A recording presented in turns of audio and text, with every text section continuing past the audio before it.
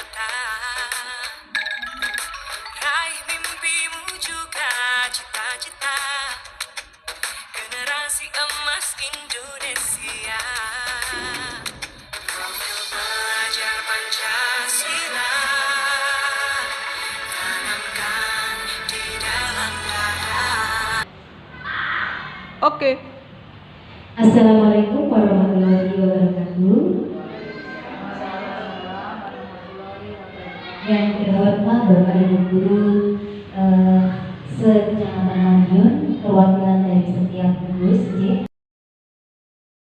Puji syukur kehadirat Tuhan Yang Maha Kuasa karena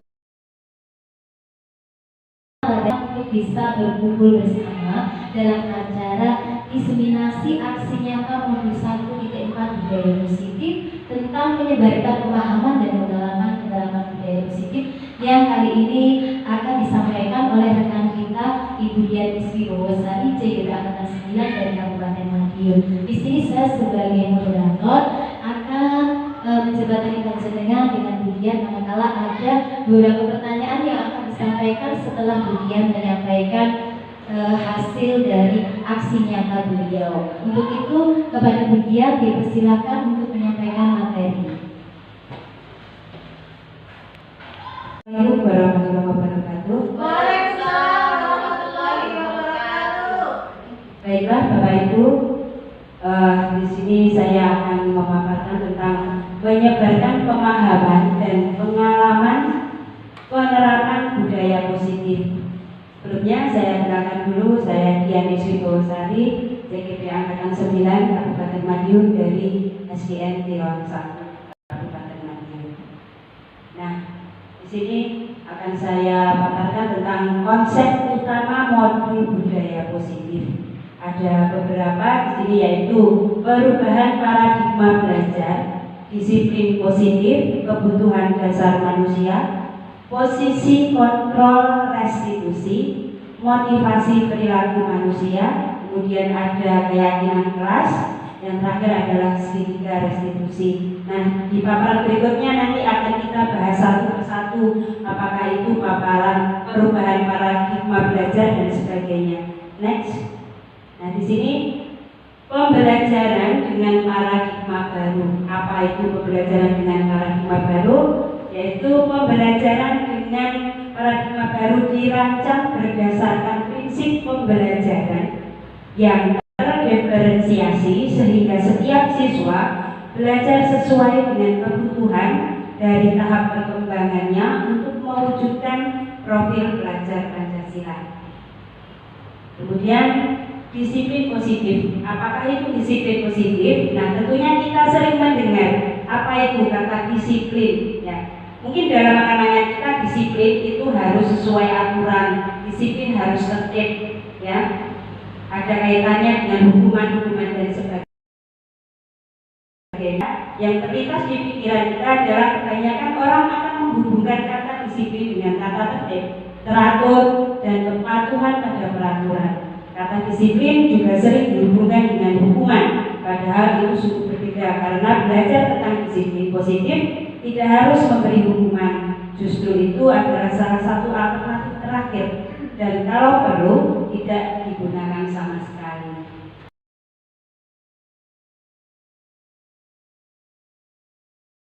Nah, akan untuk menerapkan disiplin dari dalam ataupun hadiah. Disiplin positif perlu diterapkan baik dalam lingkungan keluarga maupun lingkungan sekolah. Dengan menerapkan disiplin positif diharapkan tidak ada kekerasan. Kekerasan di sini akan dapat terhindari. Ya, disiplin positif bukan mengenai anak peserta didik secara langsung, melainkan bagaimana cara orang dewasa memberikan dampak dan pengaruh positif pada anak peserta didik. Pendekatan disiplin positif menitik beratkan pendekatan yang positif tanpa kekerasan, adanya motivasi, merefleksi kesalahan, menghargai, membangun logika, dan bersifat jangka panjang. Nah, kaitannya dengan disiplin positif tadi, mungkin anak-anak itu akan berdisiplin kalau Nah, sekarang kita bahas kebutuhan dasar manusia itu apa saja. Di sini ada bertahan hidup, kasih sayang dan rasa diterima, penguasaan, kebebasan, kesenangan. Mungkin kalau kebutuhan dasar manusia ini secara optimal bisa dipenuhi, nah mungkin diminimalisir akan terjadi kesalahan-kesalahan yang peserta didik kita berbuat. Nah, seperti itu. Next. Nah, di sini akan ada perbedaan antara posisi kontrol restitusi. Nah, posisi kontrol restitusi di sini kita sebagai guru, Bapak Ibu guru, sebagai penghukum, pembuat rasa bersalah, bisa sebagai teman, bisa sebagai pemantau atau manajer.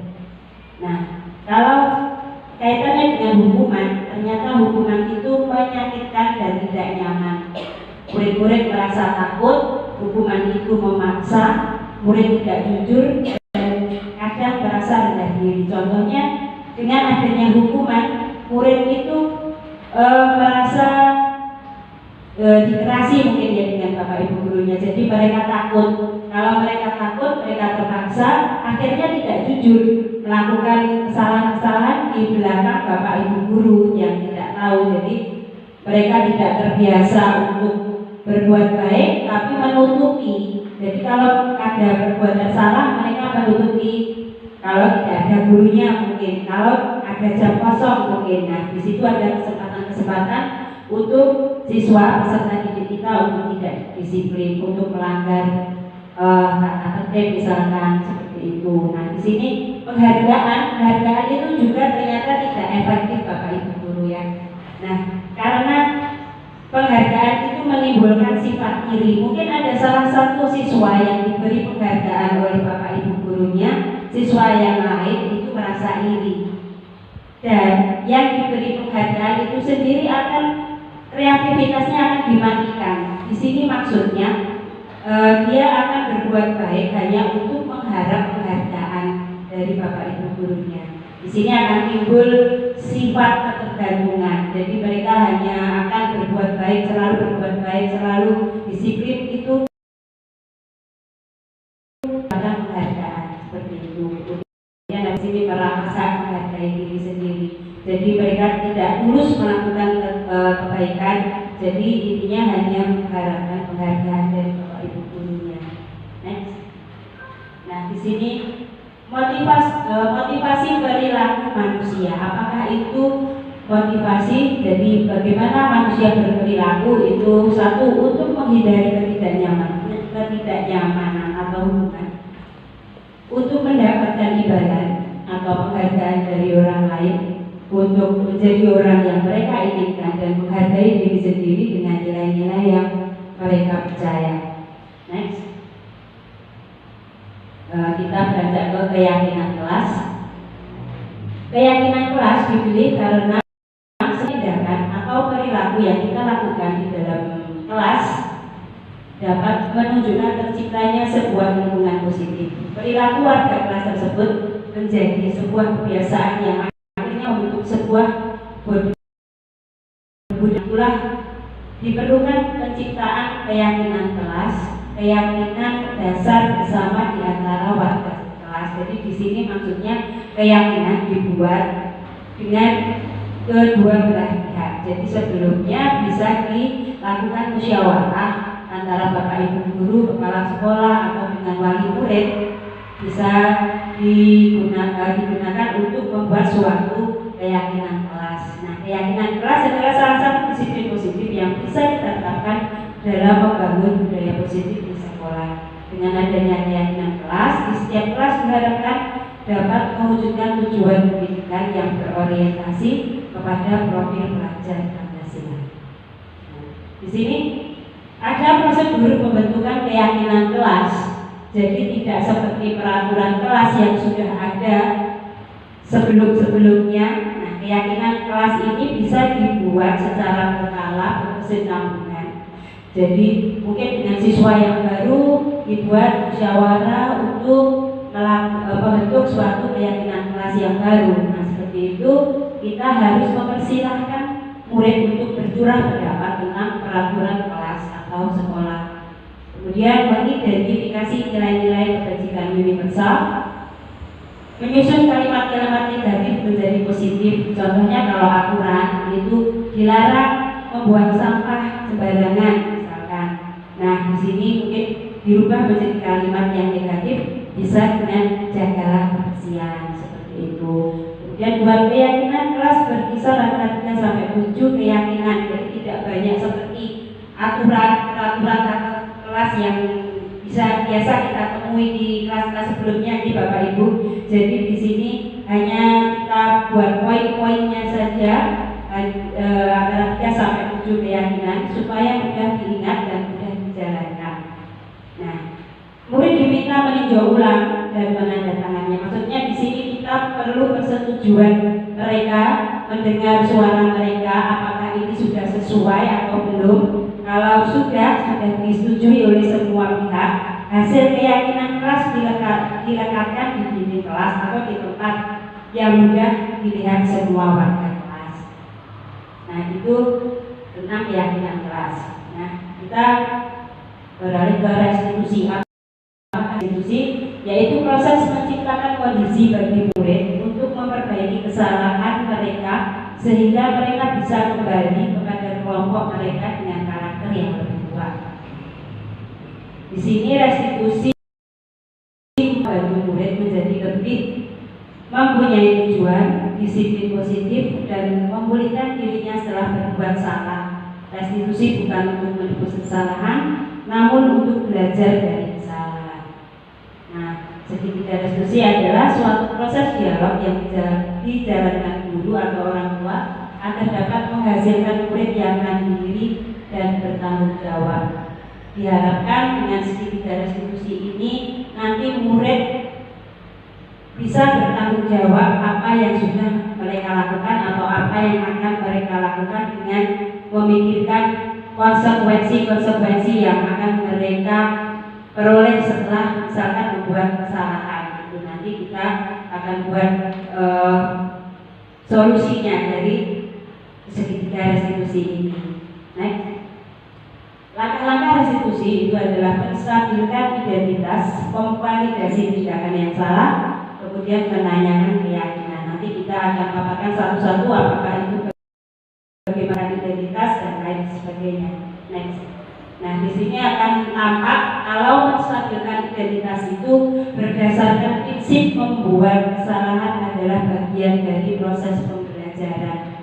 Misalkan dengan kalimat, kamu berbuat salah, ya tidak apa-apa. Semua orang pasti pernah berbuat kesalahan. Guru pun pernah berbuat kesalahan. Contohnya seperti itu. Nah, dengan menggeser identitas gagal menjadi identitas sukses. Next. Validasi tindakan yang salah berdasarkan prinsip setiap perilaku berupaya memenuhi suatu kebutuhan tertentu. Itu kaitannya dengan kebutuhan dasar manusia tadi Bapak Ibu. Jadi mungkin yang berbuat salah itu salah satu kebutuhan dasarnya kurang terpenuhi atau salah satu kebutuhan dasarnya terabaikan. Misalkan ada anak yang mengganggu temannya, ternyata dia kurang kasih sayang. Nah, seperti itu contohnya. Nah, di sini guru akan bergeser dari pemikiran stimulus respon menjadi proaktif. Next, menanyakan keyakinan. Dari keyakinan kelas yang telah disepakati tadi, murid akan diberi pertanyaan-pertanyaan bermakna untuk memunculkan motivasi secara intrinsik. Misalkan ada seorang siswa peserta didik yang berbuat kesalahan, misalkan datang terlambat ke sekolah. Nah, di situ dapat kita berikan pertanyaan-pertanyaan kaitannya dengan keyakinan kelas yang kita buat, misalkan dari keyakinan kelas disiplin. Nah, di situ dapat kita gali bahwa datang terlambat itu tidak termasuk atau bukan sikap yang disiplin. Dari situ akan kita gali beberapa pertanyaan agar peserta didik yang terlambat tadi menyadari kalau dia melakukan suatu kesalahan. Next. Di sini akan saya contohkan pembelajaran dari segitiga restitusi, penerapan dari segitiga diskusi, yaitu pada kasus 1 yaitu siswa datang terlambat ke sekolah. Nah, ini pengalaman saya pribadi dari siswa kelas 1 tadi ada yang terlambat ke sekolah. Tentu saja dia mengganggu teman yang lain dan mengganggu proses pembelajaran. Tolong videonya. Di sini akan kita. Nah, Bapak Ibu, ini akan saya tampilkan kasus keterlambatan anak ke sekolah. Ini banyak juga siswa-siswi kita ya yang seperti ini. Nah, bagaimana nanti cara penyelesaiannya dengan segera restitusi.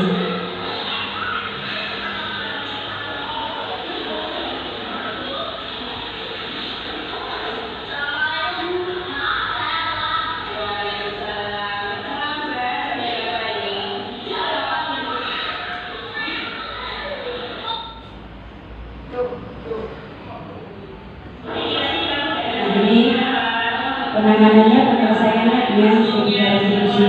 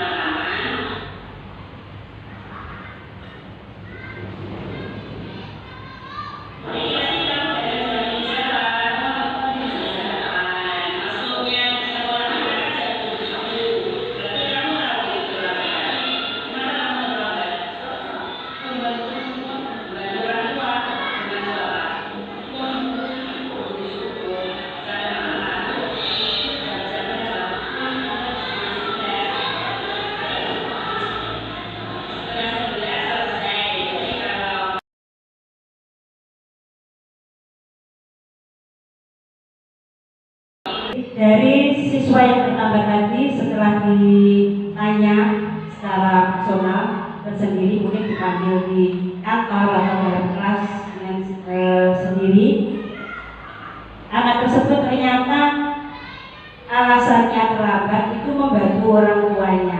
Jadi karena membantu orang tuanya, jam 11 malam baru tidur. Nah, dari kasus ini dapat kita sampaikan solusi. Jadi kita tidak harus marah-marah. Begini apa telatnya, terlambat dihukum, nah seperti itu. Mungkin sebelumnya saya juga seperti itu.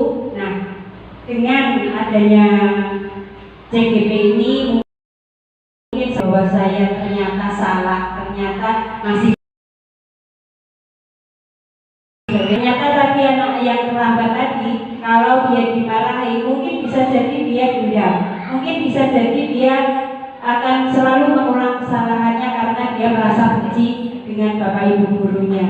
Nah, secara personal setelah kita tanya, ternyata karena terlambat dan membantu orang tua, jadi kita sampaikan solusi dari masalahnya. Jadi kita sampaikan, mungkin kamu membantu orang tuanya, jangan sampai malam. Bapak ibumu diberi penjelasan kalau mungkin besok kamu mau ulangan.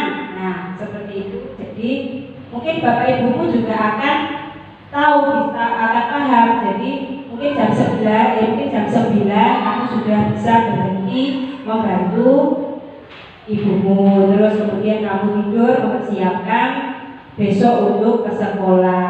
Jadi tidak akan orang tua memaksa kalau kamu nanti harus selesai membantu sampai malam. Nah, seperti itu.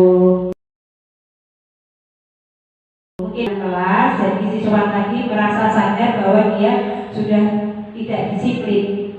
Nah, kita kita berikan solusi-solusi yang bisa dia pahami, yang bisa dia terima. Jadi mungkin di waktu mendatang dia menyadari dengan solusi-solusi tadi bisa diterapkan, kemudian dia tidak akan terlambat lagi. Diharapkan seperti itu. Jadi dengan tidak adanya kekerasan, siswa akan bisa mampu menjalankan budaya-budaya positif di sekolah. Next.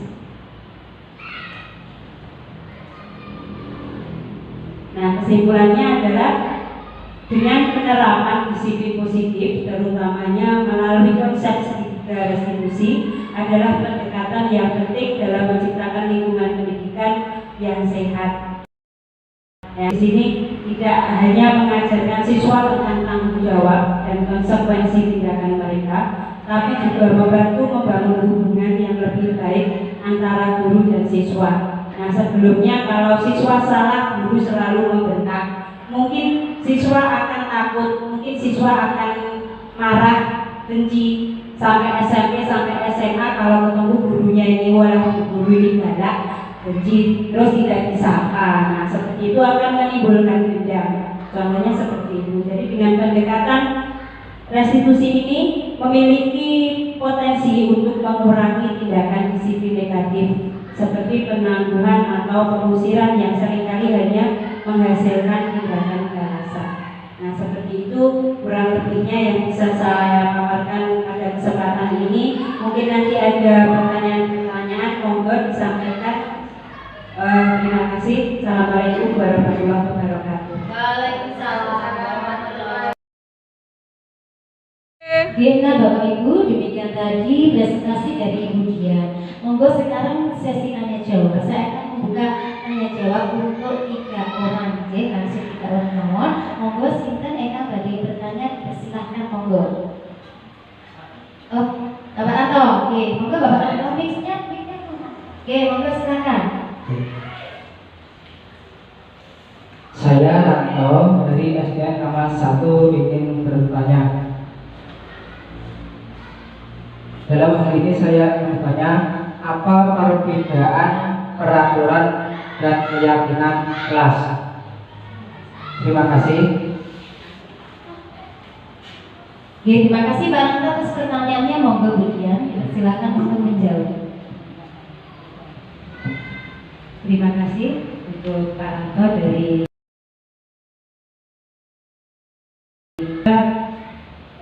memberi paparan tentang perbedaan peraturan dan keyakinan kelas. Nah, kalau peraturan seperti yang kita ketahui bersama, itu selalu ada di setiap sekolah atau setiap kelas, dipasang di dinding. Peraturannya seperti ini, dilarang ini, dilarang itu, tidak boleh ini, harus ini, nah seperti itu. Nah, jadi peraturan itu dibuat satu pihak, mungkin dari kepala sekolah atau mungkin dari pihak sekolah sendiri menerbitkan peraturan yang sudah disepakati tanpa adanya persetujuan dari murid, tanpa adanya musyawarah dari wali murid, misalkan seperti itu. Nah, bedanya dengan keyakinan kelas adalah kalau keyakinan kelas itu dibuat dari berbagai tahapan, dimusyawarahkan lebih dulu dengan dua belah pihak, misalkan dengan guru, dengan siswanya, atau bisa melibatkan semua stakeholder yang ada di sekolah, misalkan dengan wali murid, bisa dengan Bapak Ibu kepala sekolah, ya bisa dengan komite dan anak-anak. Jadi memusyawarahkan keyakinan-keyakinan apa nanti yang akan disepakati untuk menerapkan budaya positif yang ada di sekolah, khususnya yang ada di dalam kelas. Mungkin seperti itu, Pak Ranto. Terima kasih pertanyaannya. Mungkin kalau kurang memuaskan, mohon maaf dari yang saya paparkan tadi. Oke, terima kasih Bu Dian. Oke, Bapak Ibu, tadi sudah pertanyaan pertama, monggo. Mungkin ada pertanyaan lagi, monggo. J, Bu Umi, monggo sekarang Bu Umi. Terima kasih waktunya. Kenalkan saya Bu Umi dari SDN Subjek 2. Mau bertanya, tolong berikan contoh penerapan budaya positif di SDN 1. Terima kasih. Oke, terima kasih atas pertanyaannya, monggo Bu Dian dijawab. Terima kasih Bu Umi dari SDN Suberjo. Saya akan coba memberi contoh tadi kaitannya dengan penerapan budaya positif, ya. Alhamdulillah selama ini sudah banyak yang dicoba dilaksanakan di SD Tilon 1.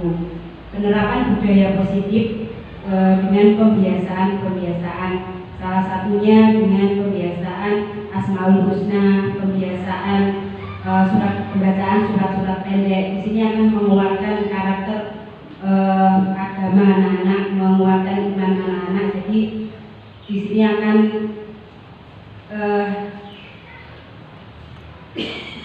Tiga. contoh yang lain lagi adalah dari pembiasaan-pembiasaan itu dengan literasi. Nah, di sini ada setiap kelas itu pojok baca. Nah, di sini anak-anak dibiasakan untuk membaca buku-buku cerita. Dari membaca ini mungkin anak-anak bisa tahu karakter-karakter yang mereka baca. Misalkan mereka membaca cerita bawang putih bawang merah. Dari karakter yang baik, karakter baik itu seperti ini endingnya. Kalau yang jahat seperti ini endingnya. Jadi diharapkan dari pembiasaan membaca, pembiasaan literasi ini muncul budaya-budaya positif yang tertanam dalam benak siswa.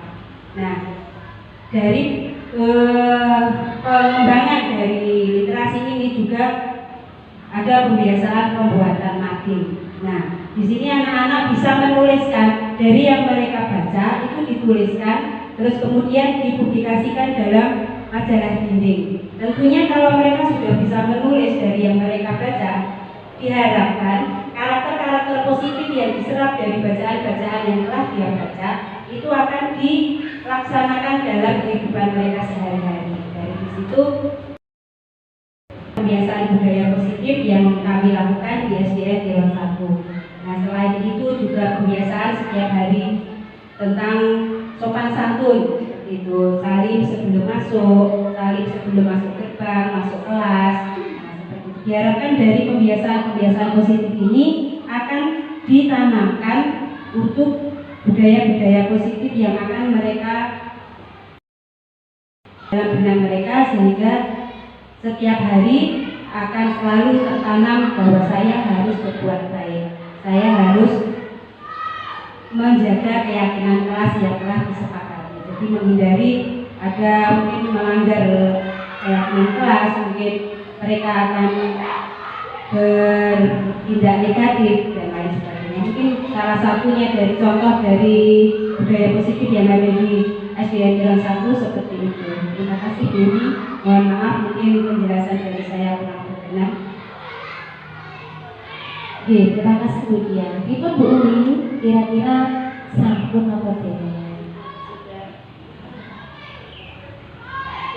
Cukup. Ternyata mudah sekali memuaskan Bu Umi ya Bapak Ibu. Nah, ini satu pertanyaan lagi dari panjenengan. Monggo masih ada waktu. Siapa yang mau bertanya monggo dipersilakan. Sinten? Bu Eni. Oke, monggo Bu Eni, silakan. Terima kasih Bu Dian. Terima kasih waktu saya. Tentang apa yang persidangan alami ketika dengan menerapkan positif selama di SDN Tirton 1. Terima kasih. Jadi, terima kasih Bu Eni. Tadi berjalan dari SD mana Bu? Saya Bu Eni Karayu dari SDN SDN Bagi Tiga. Saking semangatnya sampai lupa menyebutkan SD-nya Bu. Monggo kemudian dijawab pertanyaan yang amat sangat menarik Bu. Nah, terima kasih mendengar kata tantangan ya. Tantangan ini memang sangat menantang untuk menerapkan budaya positif ini. Tentunya terutama dengan segitiga restitusi yang telah saya paparkan sebelumnya. Di sini ada banyak kelembutan yang harus kita lakukan untuk anak-anak. Dan sebelumnya mungkin karakter saya pribadi sendiri adalah mungkin bisa dibilang keras. Nah, seperti ini adalah tantangan bagi diri saya sendiri. Saya harus bisa mengerem, bisa menekan agar tidak melakukan seperti yang sebelumnya. Misalkan kalau ada anak yang melanggar aturan dari yang saya paparkan tadi, ternyata hukuman, ternyata dengan kita membentak akan sangat menyakitkan bagi murid. Nah, di situ saya harus bisa mengendalikan diri untuk memenuhi kebutuhan mereka agar tidak merasa kebutuhan dasarnya itu tadi ya, agar tidak merasa kurang kasih sayang. Nah, dengan kelembutan yang ada di tidak apa-apa berbuat salah. Nah, solusinya seperti ini. Nah, seperti itu adalah tantangan tersendiri bagi saya, dan saya harus bisa berusaha semaksimal mungkin agar anak-anak tadi dengan anak-anak yang melanggar aturan tadi, misalkan anak-anak yang nakal itu dengan dari dirinya sendiri muncul suatu itikat baik, suatu niat agar suatu pengertian agar mereka tidak melakukan lagi. Dengan mereka menyadari, oh yang saya lakukan ini ternyata salah. Kalau saya salah ternyata Bu Guru tidak marah, Bu Guru memberikan solusi. Nah, seperti itu. Dengan memberikan solusi dengan lemah lembut tadi, anak bisa menerima, kemudian bisa dengan sadar, dengan rela, dengan ikhlas untuk melaksanakan budaya-budaya positif seperti yang telah saya paparkan tadi sebelumnya. Nah, kemudian pertanyaan yang dari Bu Eni tadi mungkin kurang jelas, mungkin kurang bisa kurang puas. Terima kasih. Jawabannya sudah sangat menarik dan menginspirasi bagi kami semua. Terima kasih Bu Dian. Terima kasih. Ya Bapak Ibu, sepertinya masih ada waktu sedikit. Mungkin ada satu pertanyaan, mungkin ada unek-unek atau pertanyaan yang mau disampaikan kepada Bu Dian terkait dengan pemaparan beliau. Monggo kami persilakan. Bu Eko, monggo dipersilakan Bu Eko. Mic-nya bertolong Bu.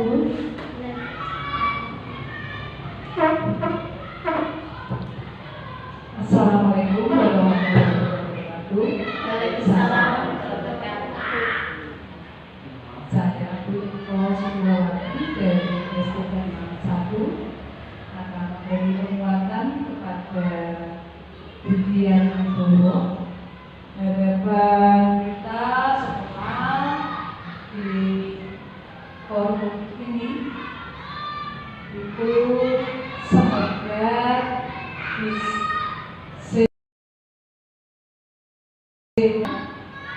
dapat menginspirasi pada rekan-rekan guru yang hadir ini, bahkan sekecamatan Madiun, dapat menjadi guru-guru yang hebat, dapat menerapkan restitusi di sekolah Bapak Ibu guru masing-masing. Saya kira sekian. Terima kasih. Wassalamualaikum warahmatullahi wabarakatuh. Waalaikumsalam warahmatullahi wabarakatuh. Terima kasih penguatan yang sungguh menguatkan kita semua. Semoga apa yang Bu Eko sampaikan hari ini bisa bermanfaat bagi kita semua. Oke, betul Bapak Ibu, ini saya buka lagi pertanyaan untuk termin yang kedua, karena topik aksi nyata yang disampaikan Bu Dian hari ini sangat menarik sehingga perlu adanya dibuka pertanyaan untuk termin yang kedua. Oke, saya buka lagi pertanyaan untuk termin yang kedua ini. Monggo silakan Bapak Ibu yang ingin bertanya. Monggo Bu, silakan mic-nya di depan. Terima kasih atas waktu yang diberikan kepada saya. Saya sangat sekali apa yang dijelaskan oleh Bu Dian. Tapi ada dua hal yang ingin saya tanyakan dari apa yang tadi sudah dijelaskan, karena saya merasa belum begitu paham atau mungkin ini sebagai antisipasi gitu ya dari apa yang tadi sudah Panjenengan jelaskan. Yang pertama, tadi kan Panjenengan sudah menunjukkan kepada kami ada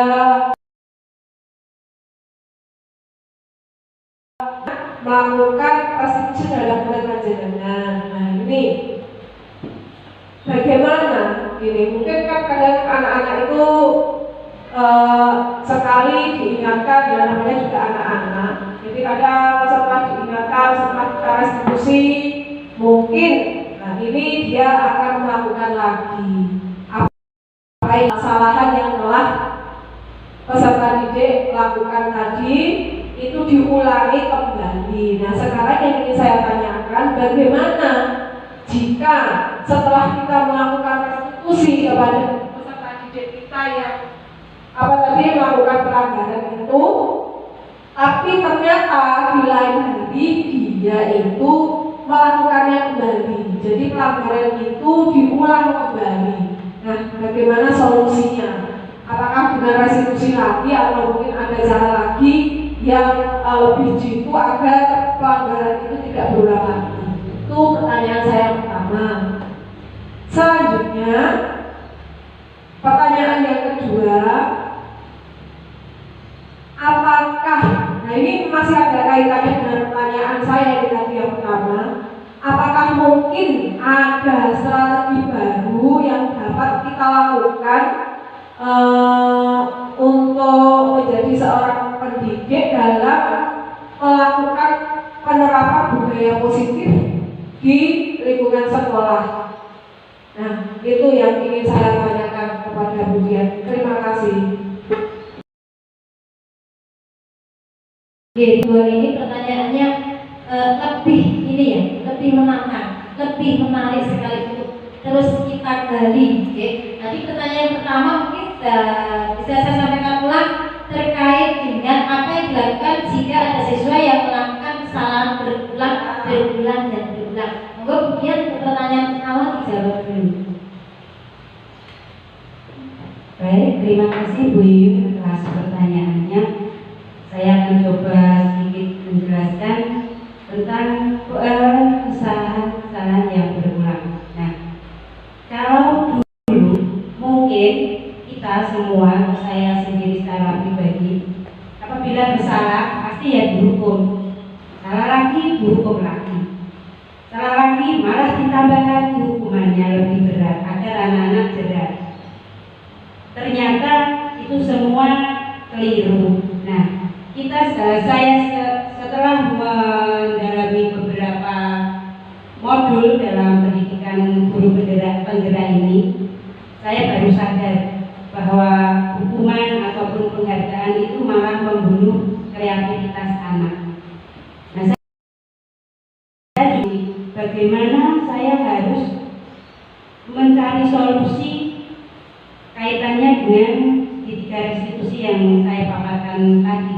Ya, kita sama-sama belajar di sini. Semoga nanti yang sudah sedikit saya dapatkan bisa menjadi inspirasi buat kita semua. Di anak-anak saya, menurut saya, pendapat saya, kalau ada yang salah kemudian mengulang lagi kesalahannya, mungkin saya harus lebih jauh melihat diri saya sendiri. Nah, apakah yang sudah saya lakukan itu sudah benar? Apakah yang saya lakukan terhadap anak itu, solusi yang saya berikan itu sudah mengena di hati sanubari anak itu? Nah, disinilah makanya saya akan lebih mencari lagi solusi bagaimana agar anak itu lebih mengena sanubarinya. Jadi misalkan kesalahan pertama diberi pengertian, diberi solusi, salah itu tidak apa-apa, tapi ada solusinya seperti ini dan lain-lain. Tapi anak itu mengulang lagi kesalahannya. Nah, mungkin apa yang solusi yang saya berikan itu kurang mengena di hati sanubari anak tersebut. Jadi anak tersebut kurang bisa merasa bahwa dia telah mengingkari keyakinan kelas. Nah, kalau kemudian dia melakukan kesalahan lagi, pastinya dengan segitiga restitusi tadi yang harus terus diterapkan dengan mungkin dengan perkataan yang lebih mengena di hati sanubari. Misalkan tadi telat, kenapa telat? Dia mengungkapkan itu alasan yang dia buat-buat. Nah, dari alasan yang dia buat-buat itu mungkin saya akan mencari faktanya. Kalau mungkin alasan yang tadi dia berbuat yang dia ungkapkan itu kurang mengena, mungkin dari sisi lain, mungkin dari sisi kejujuran. Nah, kenapa kamu tidak jujur? Kamu melanggar keyakinan kelas lagi. Kamu harus jujur. Nah, kemudian dari opini tentang kejujuran tadi dikemas dengan kata-kata yang lebih mengena di hati anak itu, diharapkan untuk kesempatan mendatang anak itu akan jerak, akan sadar, akan dengan ikhlas melakukan budaya-budaya positif, jadi tidak diulangi lagi.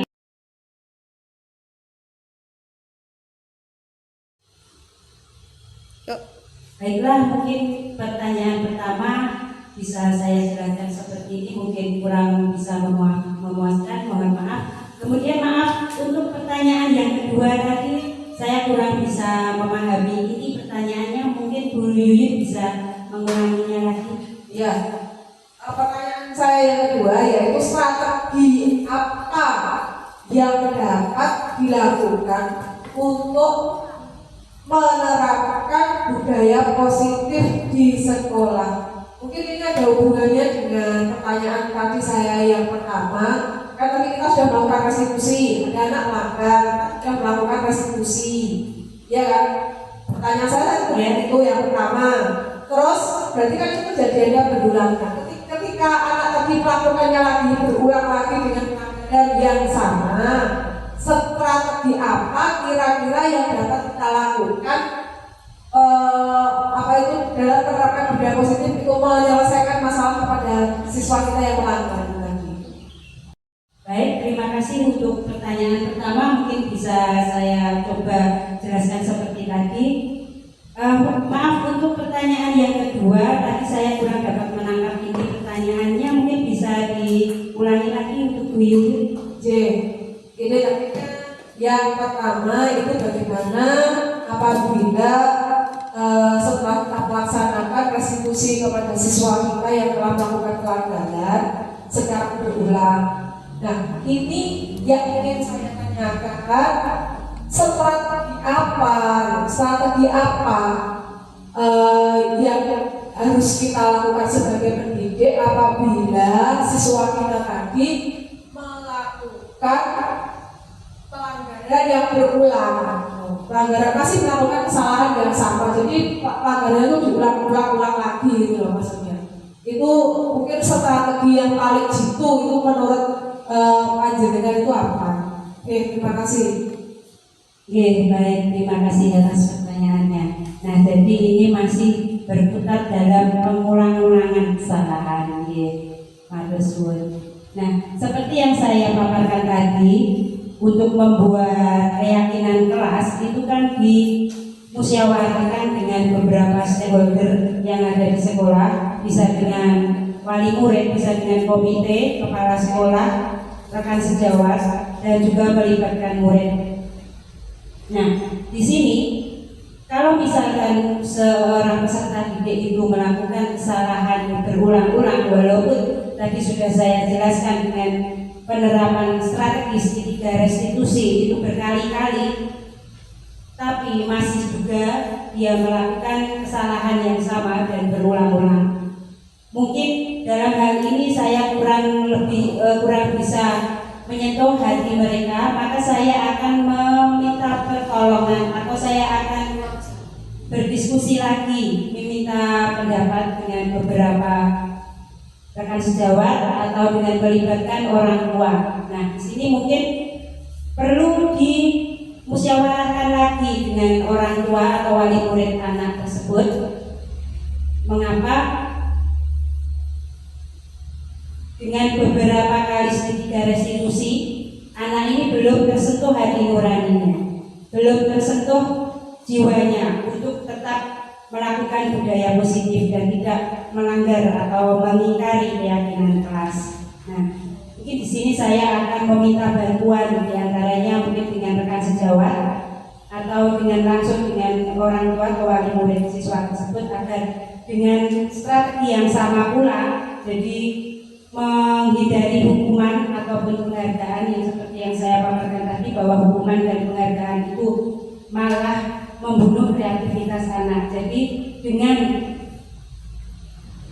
mentransfer informasi tentang segitiga restitusi kepada wali murid tersebut, ya, tapi yang sudah bermusyawarah membuat keyakinan kelas, dimohon bantuannya agar berupaya semaksimal mungkin untuk meyakinkan anak tersebut bahwa dia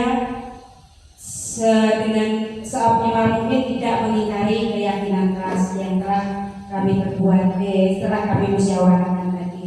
Diharapkan untuk kedepannya peserta didik ini tidak lagi berbuat kesalahan.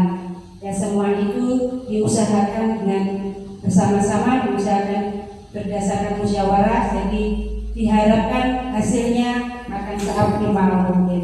Mungkin seperti itu Bu Yuyun yang bisa saya jelaskan. Terima kasih. Terima kasih Bu Dian atas penjelasannya. Mungkin kita sama-sama berharap bahwa kita sudah berusaha agar anak itu tidak melakukan pelanggaran berulang-ulang, dan semoga dengan berbagai strategi yang tadi sudah panjenengan utarakan, nanti kita bisa merestitusi siswa didik kita agar tidak melakukan pelanggaran kembali. Terima kasih Bu Dian atas jawabannya. Terima kasih Bu Yuyun atas pertanyaannya yang amat sangat berbobot dan sangat bermanfaat bagi kita semua, dan juga kepada Bu Dian jawabannya juga sudah bersinergi. Selanjutnya mungkin ada yang mau bertanya lagi, monggo persilakan Bapak Ibu. Jadi banyak sekali yang bertanya. Bu Nurul, monggo Bu Nurul silakan. Ya, terima kasih izin bertanya Bu Dian. Oke, saya mau curhat sebenarnya. Bisa ya? Ya, di sekolah saya kemarin tuh dari orang tua itu ada yang datang ke sekolah Bu Dian, lapor bahwa anaknya itu katanya dimarahi tetangga sekolah, katanya itu mengambil mangga, dirontokin mangganya semuanya, padahal sudah terjual itu. Nah, anak saya itu anaknya itu dimarahi terus pulang. Waduh, sama ibu, aku seteni. Nah, ibunya nggak terima, terus lapor ke sekolahan. Katanya anaknya itu dimarahi tetangga sekolahan. Terus dari pihak sekolahan itu tanya, waktu kejadiannya kapan itu Bu? Ya, ketika anak sudah di rumah sore hari. Terus dari pihak sekolahan saya kok jawabnya begini, yang ada yang menemui itu karena anak kelas 3 Bu, yang menemui itu ya guru kelas 3-nya. Terus saat itu UKS-nya ada lagi ada kegiatan dinas. Jawabnya seperti ini, jadi geger Bu, kalau itu kegiatannya di luar sekolahan dan diselesaikan di rumah, di masyarakat, kok dibawa ke sekolahan? Ya itu bukan urusan sekolahan. Nah, saya juga bingung, itu jadi rame Bu. Kira-kira solusinya bagaimana Bu ya? Kalau anak melakukan pelanggarannya itu di luar jam sekolahan, di luar sekolahan, bentuk tanggung jawab dari sekolahan itu seperti apa Bu? Mungkin dari sini saya bisa mendapat solusi. Terima kasih, demikian. Wah, nah ini guys, pertanyaan di sini nih Bu, ada urusan di rumah dibawa ke sekolah. Ini monggo kemudian dengan jawab pertanyaan dari ibu kita yang satu ini, yang dari SD Jomonggo. Baik, terima kasih Bu Nurul pertanyaannya. Dari permasalahan yang Bu Nurul ungkapkan tadi, ya memang itu permasalahannya sudah kompleks, ya sudah di luar jam sekolah. Nah, sebenarnya kalau pihak sekolah itu sudah semaksimal mungkin menanamkan budaya-budaya positif di sekolah, nah itu seharusnya anak-anak kalau sudah bisa menyerap semua yang dijelaskan diterapkan di sekolah, ya ditanamkan oleh Bapak Ibu guru di kelas atau dalam kesempatan lain di sekolah. Nah, itu diharapkan anak-anak sudah mampu mengendalikan dirinya untuk menerapkan budaya positif yang seperti yang saya paparkan tadi. Jadi tidak ada lagi bisa anak-anak mencuri karena itu melanggar kejujuran. Nah, seperti itu. Tapi anak-anak kan juga masih anak-anak semua, itu juga kompleks sekali. Pendidikannya juga sebagian kecil di sekolah dan sebagian besar di rumah. Nah, Kalau di rumah itu menjadi tanggung jawab orang tua. Pendidikan anak-anak yang pertama itu kan dari pihak keluarga. Nah, jadi di sini menurut saya perlu kerjasama, perlu kolaborasi yang hebat antara pihak sekolah dengan orang tua. Kerjasama yang bagus, yang bersinergi dengan pihak orang tua di sekolah.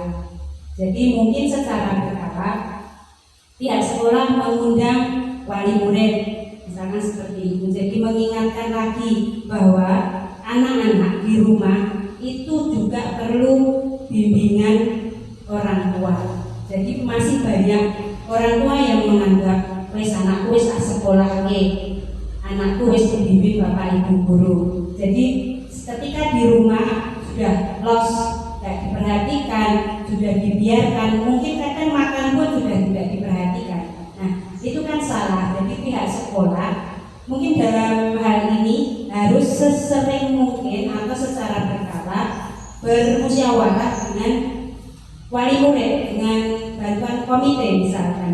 Jadi secara berkala mengingatkan, mengajak wali murid tersebut semuanya itu bekerja sama untuk membimbing, bersama-sama membimbing dan mengarahkan agar anak-anak peserta didik kita itu senantiasa bisa melakukan hal-hal yang baik. Jadi sadar kalau yang salah itu salah, kalau mana yang benar dan mana yang salah. Jadi budaya-budaya positif yang sudah dicoba diterapkan di sekolah itu di luar rumah, di luar sekolah juga tetap mereka akan selalu berpegang teguh.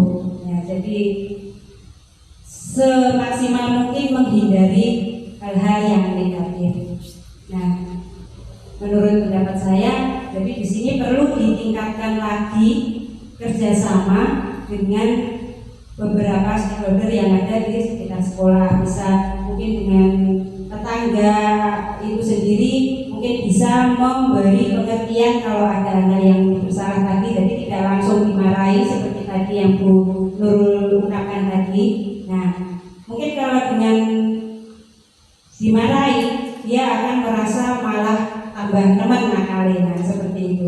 Jadi beberapa strategi itu bisa sekolah lakukan dengan kerjasama dengan wali murid, misalnya dengan pihak-pihak yang lain tentunya.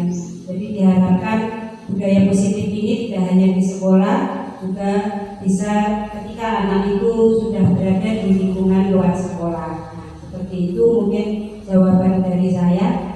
Kurang lebihnya mohon maaf, Bu Nurul. Ya, terima kasih Bu Dian. Nanti saya sampaikan kepada teman kami. Oke, terima kasih. Oke, bagaimana Bapak Ibu? Dua pertanyaan kedua sudah kita jawab, ya. Kira-kira masih ada pertanyaan lagi atau tidak? Kalau sudah tidak ada, maka untuk sesi tanya jawab kali ini saya tutup. Cukup, Bu. Oke, terima kasih.